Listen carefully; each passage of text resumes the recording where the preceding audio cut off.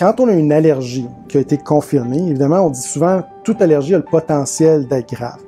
Toutes les allergies sont pas pareilles. Fait que si j'ai des anticorps qui sont très très élevés, mais mes cellules d'allergie sont fortement armées contre l'aliment, ben ça va généralement me prendre moins de l'aliment pour causer des problèmes.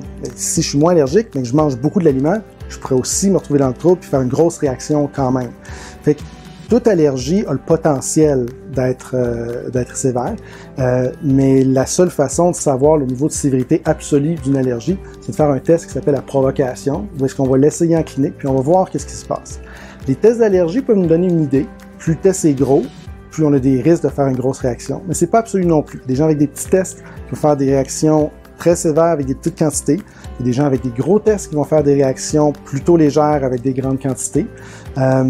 C'est en l'essayant qu'on le voit. Évidemment, on ne prend jamais ce risque-là à la maison.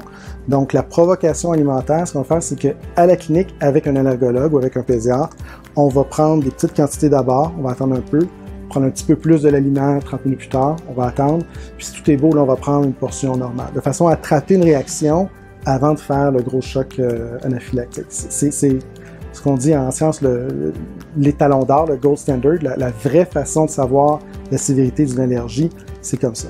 Cela dit, c'est pas si simple que ça, parce que même si on fait ce test-là, qui nous dit on est plus ou moins sévère, ben il reste que la sévérité d'une allergie, c'est pas fixe dans le temps. Fait que d'une part, comme le système immunitaire peut fabriquer plus d'anticorps, elle peut se rempirer. Donc c'est pas parce qu'on a une réaction plus légère il y a un certain temps qu'on est sûr que ça ne deviendra jamais pire. À l'inverse, il y a certaines allergies qui s'améliorent naturellement avec le temps. Donc, souvent, l'allergie au lait, l'allergie aux œufs, même si elle était sévère chez le petit bébé, bien, on sait que 80% des enfants vont avoir tendance à la perdre avant l'âge de 10 ans. Donc, elle peut s'amoindrir. Le système immunitaire a quand même une certaine capacité d'oubli, fait que ça peut changer. Et en plus, pour même une allergie qui est stable, dépendamment des jours, il y a d'autres facteurs qui peuvent influencer le système immunitaire qui vont faire qu'on va réagir plus ou moins fort.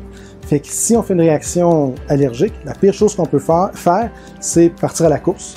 Parce qu'on sait que la température corporelle, plus elle est haute, ça va empirer une allergie. La prise d'alcool, la prise d'anti-inflammatoires, si on fait de la fièvre, c'est toutes des choses qui vont empirer une allergie. Donc, le seuil de réaction, le seuil qui nous fait réagir, la quantité de l'aliment qui nous fait réagir, c'est pas fixe dans le temps non plus, ça peut changer.